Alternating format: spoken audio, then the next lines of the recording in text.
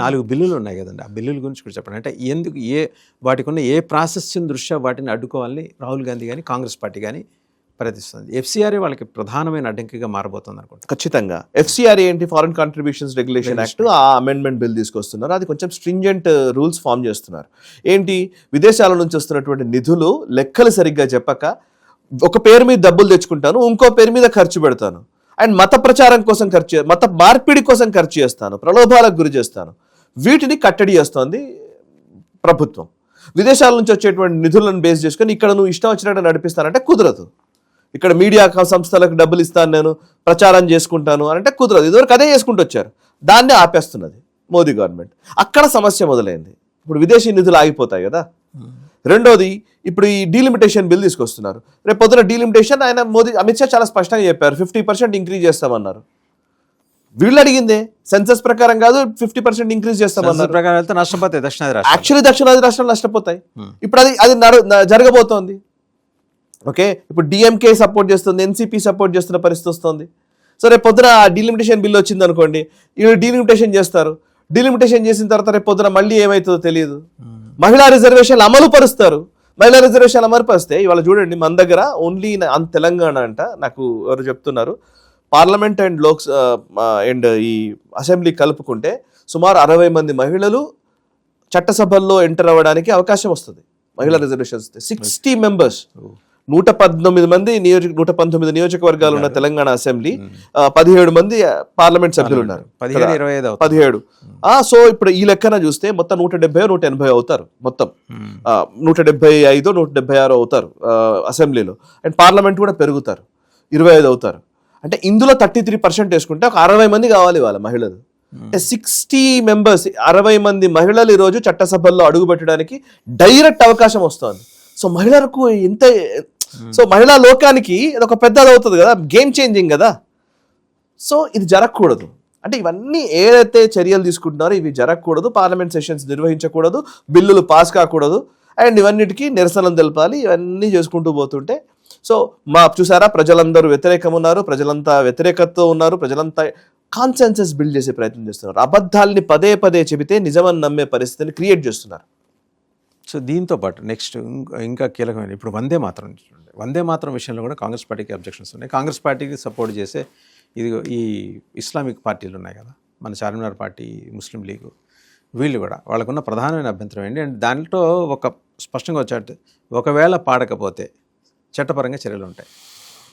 Yes అవును, అది mandatory చేసేయాల్సిందే, ఏం అవసరం లేదు. ఈ దేశంలో బతకాలంటే వందే మాత్రం పాడాలి, that's it, no doubt about it.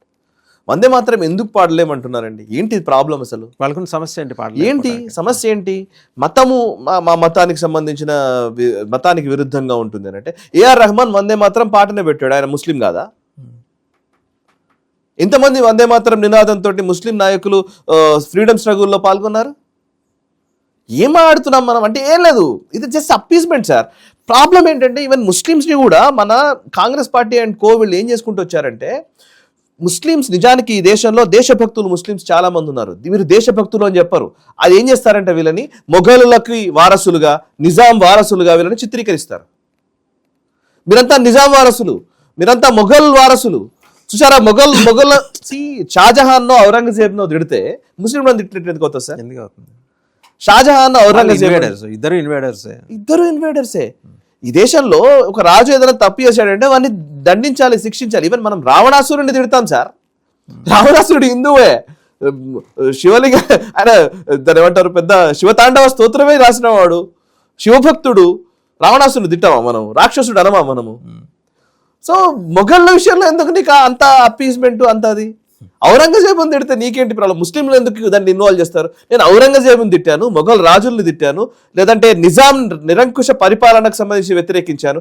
Nizam అందరు హిందువుల్ని చంపారా? షోయబుల్లా ఖాన్ చేయి నరికింది ఎవరు? షోయబుల్లా ఖాన్ చంపింది ఎవరు? షోయబుల్లా ఖాన్ ఎవరు? ముస్లిం కాదా? నిజాంని పొగడడం అంటే షోయబుల్లా ఖాన్ అవమానించడం కాదా? ఇదంతా ముస్లిం. చూసారా మీరు ప్రాబ్లం అంటే ఇది అర్థమవుతోంది, ముస్లిమ్స్ కూడా అర్థమవుతోంది ఇది. ఓకే, అంటే ఈవెన్ ముస్లిం సమాజంలో కూడా ఇది అర్థమవుతుంది. కాబట్టి అరే నిజమే కదా, నా పేరు చెప్పుకొని వీడు కదా, అంటే చెట్టు పేరు చెప్పి కాయలు అమ్ముకున్నారు కదా అంటారు కదా, సో నా పేరు చెప్పి కదా వీళ్ళు చేస్తున్నది. నేను గత 12 సంవత్సరాల్లో మీరు లెక్కలు తీయండి వాసు గారు, నేను టెల్లింగ్ యూ దిస్. నేను చాలా మంది ముస్లిం వాళ్ళతో కూడా చెప్తూ ఉంటాను. 2014 నుంచి ఇప్పటి వరకు మైనారిటీ కమిషన్ ద్వారా లేదా మైనారిటీస్కి ఇచ్చేటువంటి నిధులు తగ్గాయా పెరిగాయా లెక్క తీయండి. పెరిగాయి, 2 రెట్లు పెరిగాయి. మైనారిటీలకు ఇచ్చే నిధులు, మైనారిటీలకు ఇచ్చేటువంటి హక్కులు ఏ మాత్రం ఆపలేదు. హజ్ యాత్ర దగ్గర నుంచి ప్రతిదీ జరుగుతున్నాయి, తగ్గలేదు. మనము వీళ్ళు కూడా చెప్పాలి, గవర్నమెంట్ కూడా గవర్నమెంట్ చెప్తోంది, కాకపోతే ఇదే చెప్తున్నాను, దాని ఏమంటారు, వినము అంతే. మేము ఒక రకంగా చెప్పాలంటే చెవిటి వాళ్ళలాగానే బిహేవ్ చేస్తాం. మీరు అంతే, మీరు వ్యతిరేకం. యోగి ఆదిత్యనాథ్ గారి రోజు పొద్దున ప్రజా దర్బార్ పెడతారు. ఆయన ఎవ్రీ డే ఆయన వీళ్ళని కలుస్తుంటారు, వీక్లీ ఒకసారో ఏదో ఉంటుంది. ఇంతకు ముందు అయితే ఆయన పేరేంటి, ఆయన ఇప్పుడు గోరఖ్పూర్ గెలిచిన సందర్భంలో ఎంపీగా ఉన్నప్పుడు కూడా, ఆయన ఇంకా ముఖ్యమంత్రి కాకముందు చాలా మంది ముస్లింలు పొద్దున వచ్చేసి ఇక్కడ ఇంతో మాట్లాడేసి మధ్యాహ్నం భోజనం చేసిపోయేవాళ్ళు యోగి ఆదిత్యనాథ్ గారి దగ్గరికి. చాలా మంది ముస్లింలు ఆయన్ని ఇప్పటికీ కలుస్తూనే ఉంటారు. సో ముస్లిం సమాజం ఇవాళ వాళ్ళకు కూడా అర్థం కావాలి, అంటే మన పేరు చెప్పుకొని ఎవరు ఆట ఆడుతున్నారు అని. ఇప్పుడు ఓవైసీ, మీరు ఇందాక చెప్పిన ఓవైసీ కావచ్చు, లేకపోతే కాంగ్రెస్ పార్టీ నాయకులు కావచ్చు, వీళ్ళందరూ వీళ్ళని మత ఛాందసవాదులుగా ఉంచినంత కాలమే వీళ్ళకి లబ్ధి. అంతే. మోదీ గారు కాశ్మీర్కి వెళ్ళినప్పుడు ఏం చెప్పారు తెలుసా, మీ చేతిలో గన్ను కాదు ఉండాల్సింది, ల్యాప్టాప్ అన్నారు. వీరు కాశ్మీర్లో కొన్ని కోట్ల రూపాయల నిధులు అక్కడ ఇస్తున్నారు సార్. అవును. శ్రీనగర్ కేంద్రంగా కొన్ని పదుల సంఖ్యలో యూపీఎస్సీ ట్రైనింగ్ ఇన్స్టిట్యూట్స్ ఉన్నాయి. అక్కడ అభివృద్ధి చేస్తున్నాం చాలా విషయాల్లో. ఇల్లు ఇవ్వడం గురించి ఏమన్నా మీరు ముస్లిం అని చెప్పి ఇవ్వకుండా ఉన్నారా? అంతే. సో అంటే వందే మాత్రం అనగానే చూసారా, ఇది ముస్లింలకు వ్యతిరేకం, వందే మాత్రం ముస్లింలకు. వాళ్ళు కూడా అనుకుంటారు నిజమేనేమో, ఇది ముస్లింలకు వ్యతిరేకమేమో, కరెక్టేనేమో అని. అబ్దుల్ కలాం గారు పాడలేదా? అబ్దుల్ కలాం గారు భగవద్గీత శ్లోకాలు చదవలేదా?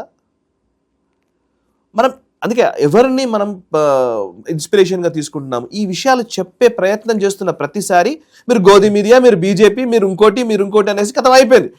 ఇట్లా ఫస్ట్ గోడ కట్టేసామంటే ఇలా అసలు రీచే కాదనమాట. నాకు గుర్తుంది వాసు గారు, నేను ఆర్ఎస్ఎస్కి సంబంధించి ముస్లిం మంచ్ స్టార్ట్ చేసినటువంటి వ్యక్తి ఇంద్రేష్ కుమార్జీ అని ఉంటారు. నేను ఆశ్చర్యపోయాను ఒకసారి. ఇంద్రేష్ కుమార్జీ హైదరాబాద్కి వస్తే, ఆయన ఆర్ఎస్ఎస్ కీలకమైన నాయకుడు. ఆయన హైదరాబాద్కి వస్తే ఇక్కడే ఓల్డ్ సిటీలో ఒక సమావేశం నిర్వహిస్తే ఒక 1000 మంది ఆడిటోరియము, 1000 మందిలో 900 మంది కనీసం ముస్లిం మహిళలు బుర్ఖాలు వేసుకొని కూర్చున్నారు. ఇంద్రేష్ జీని కలవడం కోసం వచ్చారు వాళ్ళంతా. ఏ హంగు ఆర్భాటం లేదు, ప్రచారాలు లేవు, ఏమీ లేవు. ఆయన వచ్చి వాళ్ళతో మాట్లాడుతుంటే ఆయన చూడడం కోసం, ఆయనతో మాట్లాడడం కోసం వచ్చినటువంటి వాళ్ళంతా. ఆయనతో పాటు నేను కారులో ఇంకో ప్లేస్కి వెళ్ళాను. నేను ఒక ప్లేస్కి వెళ్తే వాళ్ళ ఇంటికి వెళ్ళాం. ఇంటికి వెళ్తే చిన్న పిల్లల దగ్గర నుంచి వాళ్ళతోని ఈయన వాళ్ళు చూస్తున్నాడంట, వాళ్ళు మెడిసిన్కి వచ్చారంట. చాచా చాచా చాచా అనుకుంటూ ఆయనతో మాట్లాడుతున్నారు. ఆర్ఎస్ఎస్ ముస్లిం వ్యతిరేకం అని అంటారేమో, ఆర్ఎస్ఎస్ ముస్లిం మంచికి వెళ్తే తెలుస్తుంది ఆర్ఎస్ఎస్ ఎంత ముస్లింలకు అనుబంధంగా పనిచేస్తోంది అనేది. ఫైనల్లీ లాస్ట్ ఇప్పుడు ఏంటిది, ఇక్కడ జరుగుతున్న గొడవ అంతా కూడా ప్రచారాలు చేసే టైంలో అబద్ధాల్ని వెంటనే నమ్మకండి, అందులో నిజాలు తెలుసుకోండి. నీట్ విషయంలో అకౌంటబిలిటీ లేదనేది సమస్య అయితే, క్రోనాలజీ ఆఫ్ ఈవెంట్స్ మీరు గూగుల్ చేసి అసలు గవర్నమెంట్ ఏం చేసింది మీరు తెలుసుకొని మీరు డిసైడ్ అవ్వండి. రైట్, అంతే నేను చెప్పేది. థ్యాంక్ యూ సాయి గారు. Thank you.